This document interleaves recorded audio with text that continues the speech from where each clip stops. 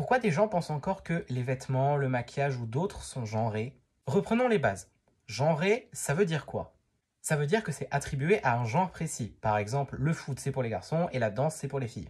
Qu'est-ce qui fait que dans la tête de certaines personnes, les choses doivent être divisées comme ça? J'ai plusieurs pistes. Petit 1, les couleurs. Pourquoi le rose pour les filles et le bleu pour les garçons? Au Moyen-Âge, en Europe, les garçons portaient du rose, c'était symbole de force et de virilité. Les filles, elles avaient le droit au bleu, parce que ça rappelait la pureté de la Vierge Marie. Puis ils se sont dit que le blanc, c'était sympa en vrai. Du coup, les enfants portaient des vêtements blancs. Et puis au XVIIIe siècle, une certaine Madame de Pompadour se met à kiffer le rose. Du coup, toute la cour doit en porter. Et le rose était symbole de beauté, douceur et fragilité, des valeurs plutôt associées à la féminité. Mais ce n'est pas tout. Dans les années 50, des gens se sont dit « Hey, mais si on séparait les vêtements par couleur, les parents devraient acheter la bonne pour leur enfant !»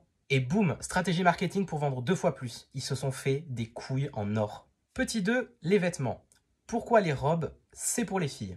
Un historien du nom de Georges Vigarello pense que les robes et les corsets ont été attribués aux femmes pour les contrôler. Comme il y a des armatures et des lassages, la mobilité n'est ni évidente ni agréable.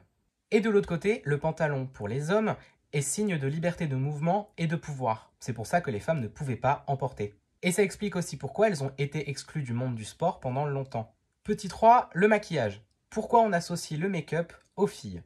Fut un temps, c'était les Égyptiens qui se maquillaient, filles comme garçons. Puis le maquillage a débarqué dans la noblesse, c'est cette classe sociale-là qui se faisait belle pour un peu se la péter. Mais alors, pourquoi ça s'est réduit aux femmes uniquement? J'ai pas trouvé de réponse précise, alors je vais émettre une hypothèse. De par l'histoire et l'évolution des choses, la sensibilité, la douceur et la fragilité sont devenus des codes de féminité. La femme n'est plus un humain, mais un objet que l'homme doit contrôler et qui doit toujours lui plaire.